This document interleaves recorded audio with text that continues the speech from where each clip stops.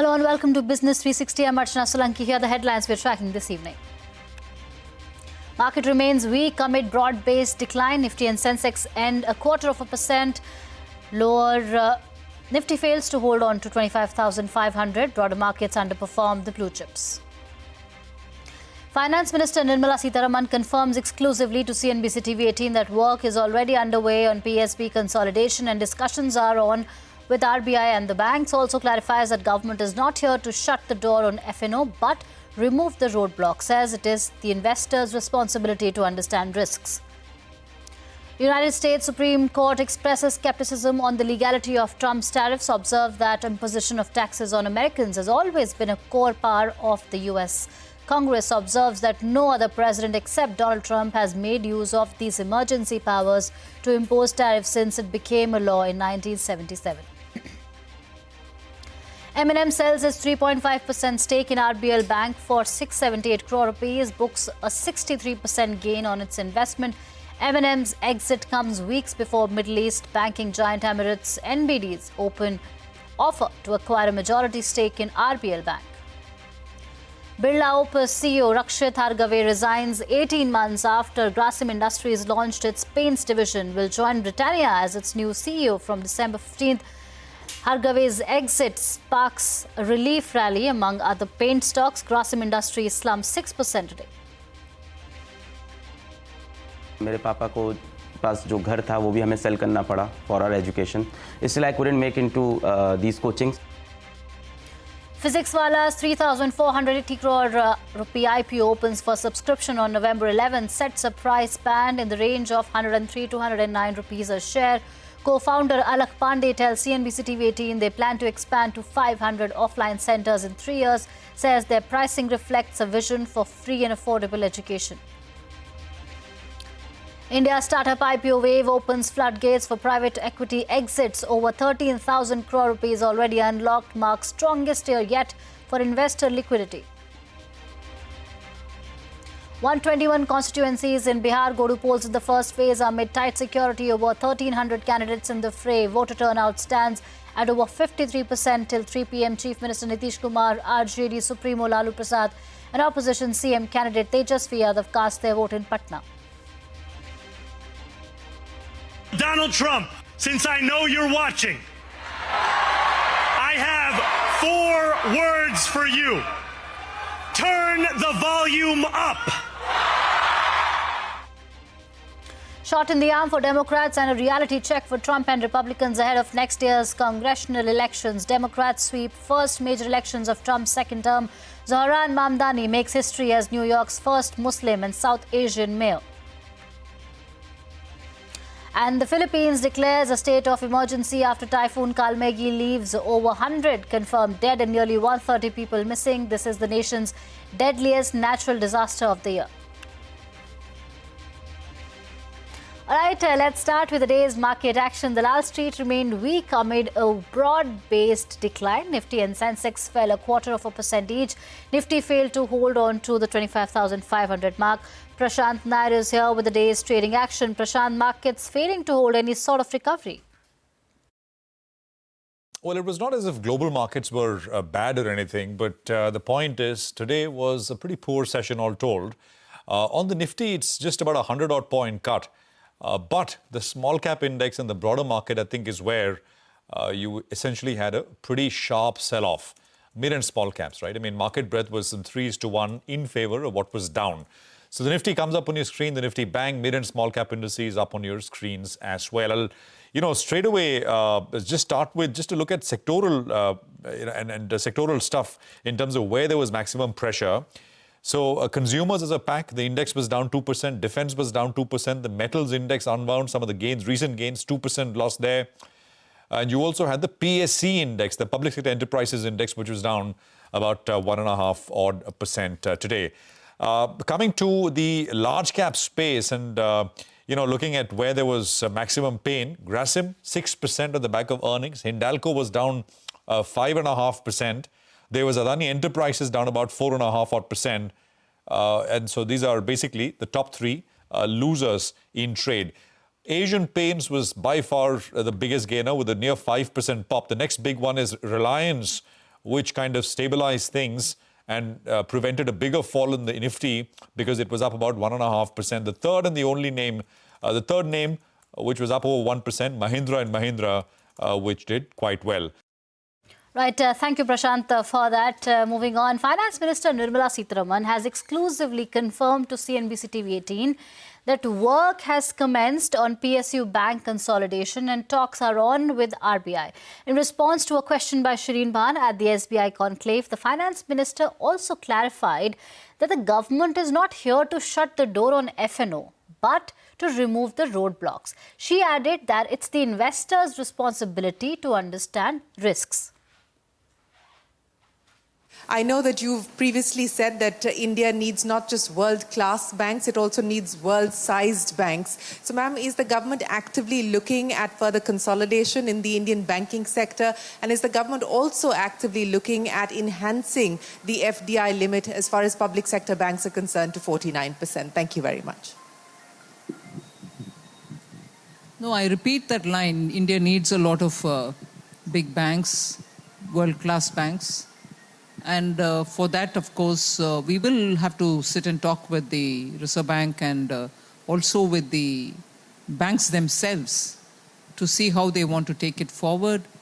And also discuss with RBI about how they have an idea of taking or idea of building larger banks. So there's a lot of work to do prior to my saying, yes, I've taken a call or government is looking at this way or that way. And in that, work has already commenced. We are discussing with RBI, we are discussing with banks. It's not by creating from among those which exist today just by amalgamation. That can also be one of the route. But you need an ecosystem and also an environment in which more banks can operate and operate to grow.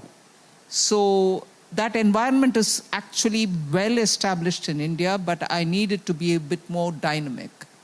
So some work is happening on it. उस पैसा को कुछ और रास्ता में लेके जाना मेरा इरादा नहीं है. जिस रास्ता में वो जाना चाहते हैं वो उनका मर्जी. सरकार रास्ता बदलने के लिए नहीं, मगर उस रास्ते में जिस तरह के नुकसान हो सकता है जो आप विस्तार से बात कर रहे हैं उसके ऊपर, उसको अवेयरनेस के द्वारा बातें करेंगे या प्रोग्राम करेंगे, गांव-गांव तक जाकर बोलेंगे भैया संभालो आपको इतना नुकसान होगा, वो सब कर सकते हैं. मगर वो रास्ता किस रूट में जाना है वो बोलने का मेरा अधिकार नहीं बनता, ऐसे मैं समझती हूँ, क्योंकि पैसा उनका है. Now, State Bank of India's strong second quarter performance propelled the public sector bank past the $100 billion market capitalization milestone as the stock hit record highs. SBI is the sixth Indian company to enter the coveted $100 billion market cap club. Robust credit growth and festive spending also pushed the value of SBI's total business past the 100 trillion rupee mark. The US Supreme Court has expressed skepticism about President Donald Trump's tariffs in an ongoing case examining the legality of the sanctions. Now, both conservative and liberal justices questioned the solicitor representing the Trump administration about the scope of the president's authority to impose the sanctions. If the tariffs are invalidated, the US government could owe tens of billions of dollars of refunds to businesses that have paid them already.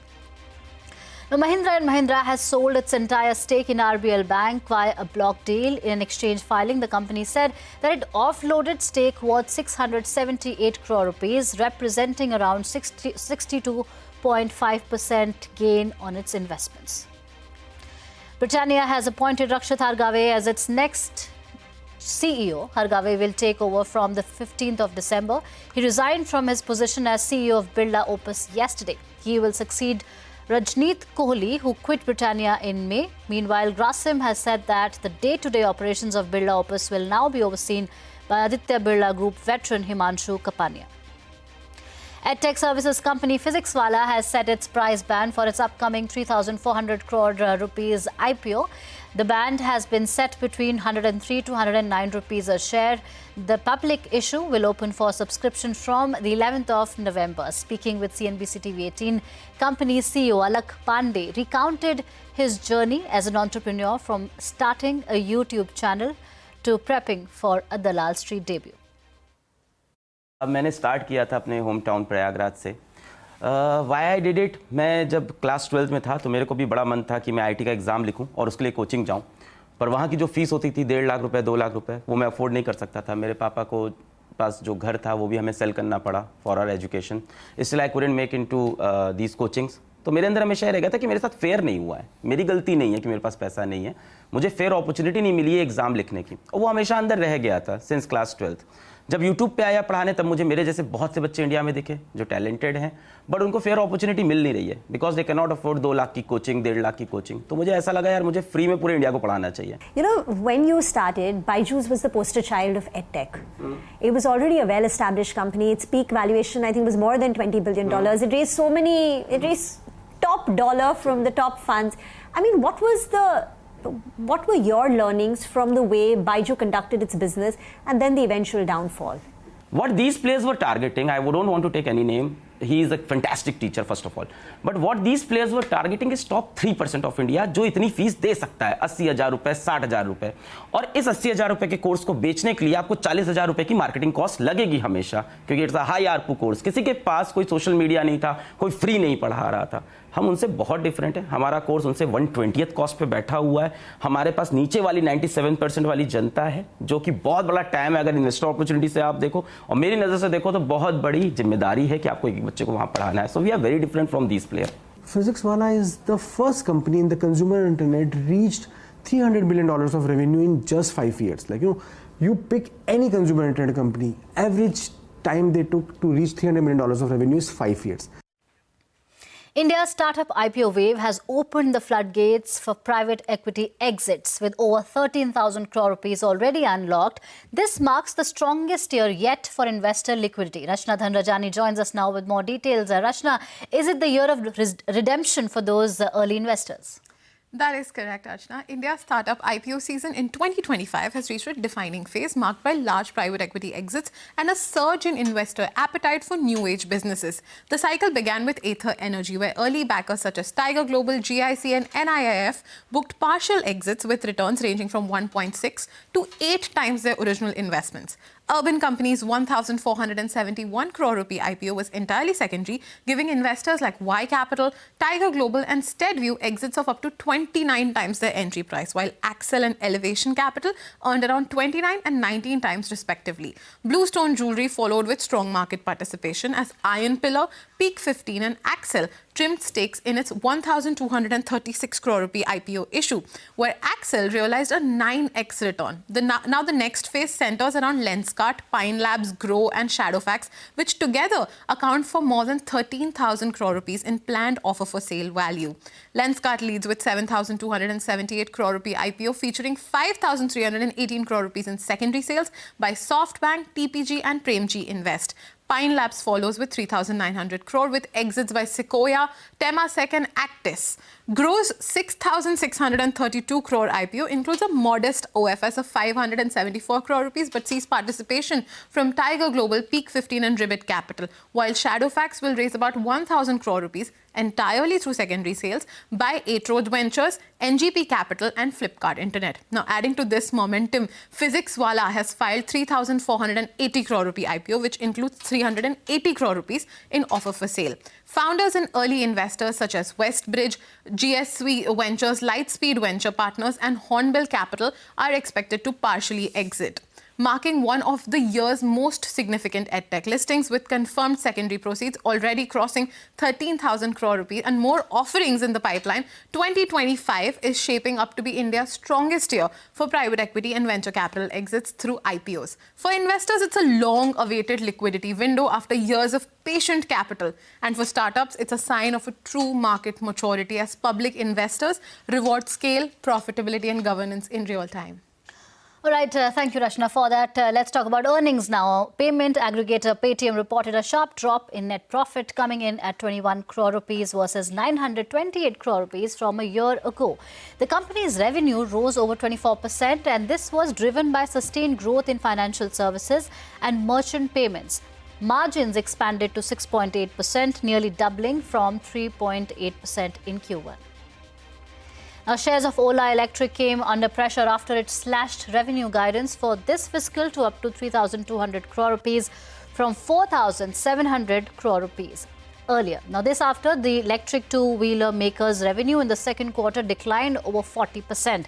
However, net loss and EBITDA loss narrowed on an annual basis. All right, it's time for a short break. Coming up next, shot in the arm for Democrats and a reality check for Donald Trump and Republicans ahead of next year's congressional elections. More details when we return.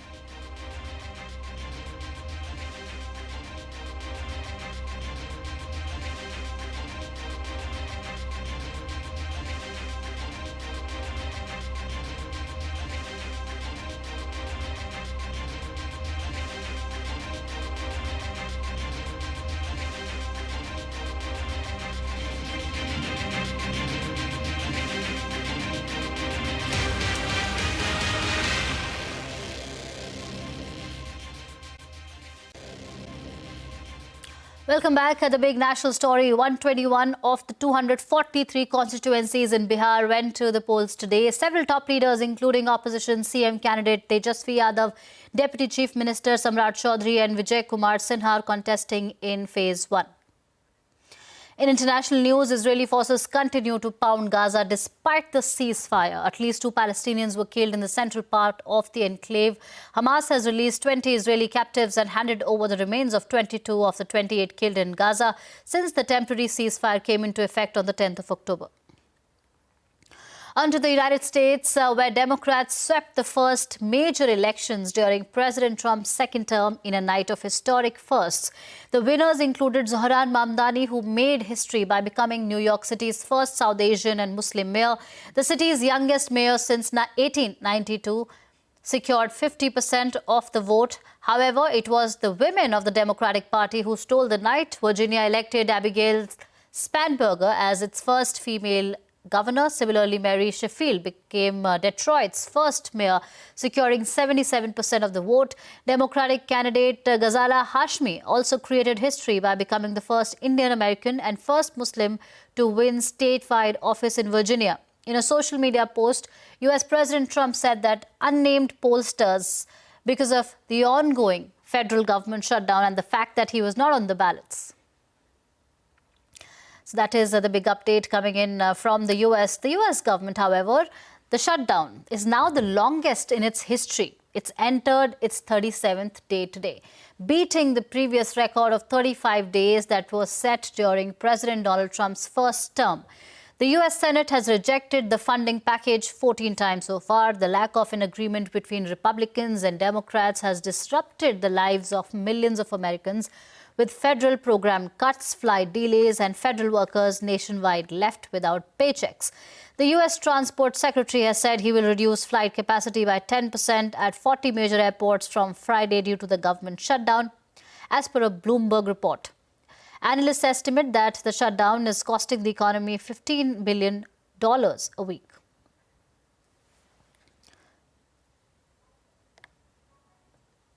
So that is the big story on the US government shutdown that we are tracking. Shifting focus now, at least 114 people have died and over 120 have gone missing in the Philippines after Typhoon Kalmaegi tore through the region. The Cebu province was hit the hardest, with flash floods causing extensive damage in residential areas. This comes just months after the Philippines was hit by Super Typhoon Ragasa and a 7.4 magnitude earthquake. The storm is now moving towards central Vietnam, where evacuations are underway as the region braces for impact.